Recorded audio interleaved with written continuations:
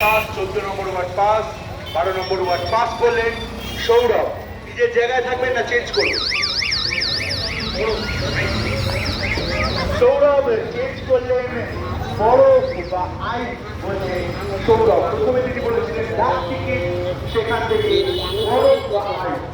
বাড়ি ছাড়াও বিভিন্ন জায়গায় জমানো হয়ে থাকে।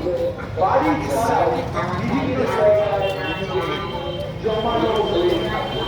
বাড়ি ছাড়াও বিভিন্ন জায়গায় জমানো হয়ে থাকে। সুন্দর থেকে ছোট ছোট